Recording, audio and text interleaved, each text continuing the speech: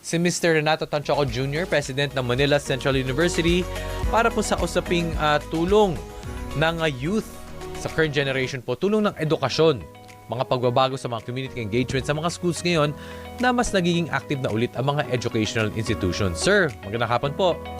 Ano na po bang estado ngayon, at least ng mga educational institutions, in keeping the youth involved, especially not just in academics but also sa kanilang mga extracurricular activities?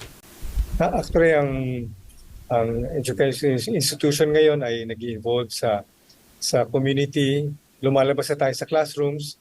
Simula nung nag-pandemic, alam natin na masyadong na-confine yung mga estudyante natin sa kanya-kanyang bahay. Kaya nung nag-face-to-face, tuwa sila bumalik sa eskwelahan.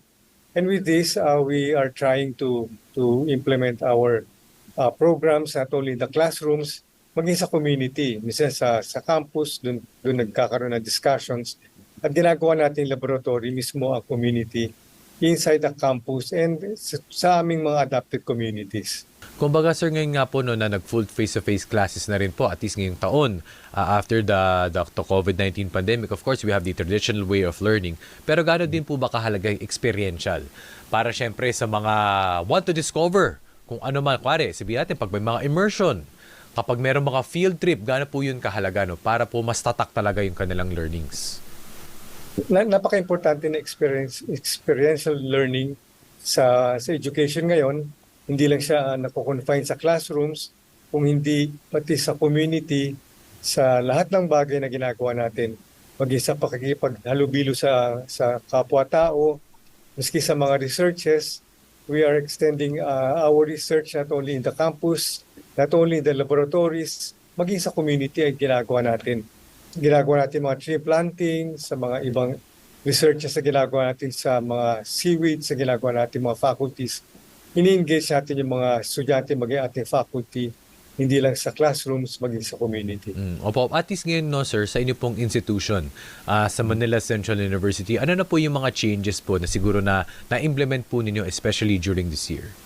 Actually, maraming pagbabago, hindi lang sa Manila Central University. Nung nagkaroon tayo ng pandemic, ni-require tayo ng higher educational department na mag online learning.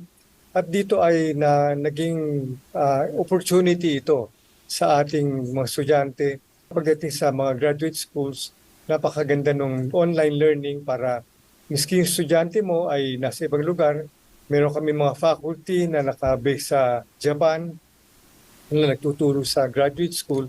So ito yung mga changes na nangyari sa atin, miski ating engagement with our mga university from other countries, nakakapag-meeting kami, nakakapag-sharing kami through online. Yes, kung dati po, no, parang medyo mahirap to reach other countries, 'di ba, yung mga students also living in provinces ngayon po, 'di ba, in one click we can do online learning also and to promote the advocacies. Ano po ba yung mga projects, mga advocacy work din na ginagawa po currently ng Manila Central University to help yung mga communities natin, sir? Nung pandemic, alam natin na walang face-to-face. So ating mga colleges nag-reach out to community through online. Sa kamukha sa medicine, nagkaroon sila ng online consultation. Sa pharmacy, nag-guide sila sa mga pasyente sa paggamit ng gamot. At ngayon, nung nagkaroon na tayo ng face-to-face, although ginagawa na naman natin ng Manila Central University, yung community outreach, meron po kami 7 outreaches na nagkukunta kami ng serbisyo. Meron kami sa Malabon, dito sa Caloocan. So nagbibigay po kami ng serbisyo sa medical, dental, maging sa pagbibigay ng gamot. So sama-sama po kaming nagre-reach out sa community para magbibigay serbisyo sa mga tao. Maging sa Balara, nag-adapt kami ng area doon para magkaroon ng tree planting. So ito po yung mga ginagawa natin ngayon sa Manila Central University. How is this important po, sir? Gaano po ito kahalaga siguro sa mga estudyante natin, yung holistic learning nila with values, no, sir? Hindi lang tayo parang focus sa mga subjects, meron din Sa tayong intellectual, kumbaga we show the value of kindness, compassion, sir. Tama.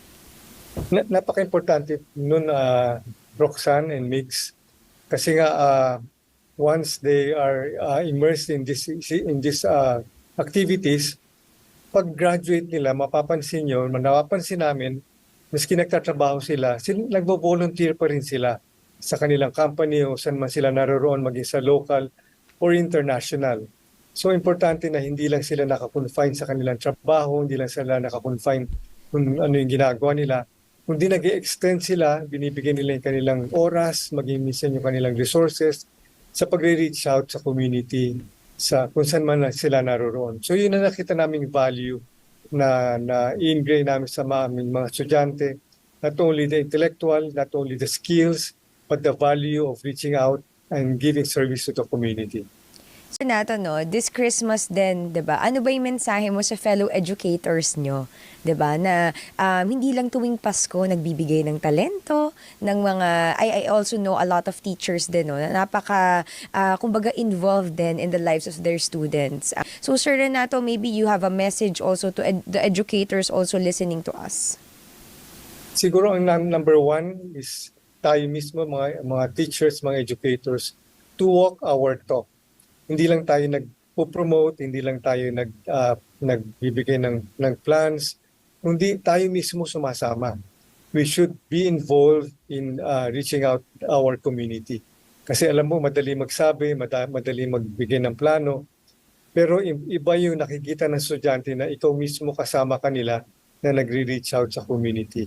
So sa mga educators, importante na isama natin itong community outreach sa ating curriculum, at importante that we walk our talk, na tayo mismo ay sumama sa kanila, immerse din natin ating sarili sa pag-develop, pag-reach out sa community. Mr. Renato Tanchoco Jr., President po ng Manila Central University. Sir, marami pong salamat.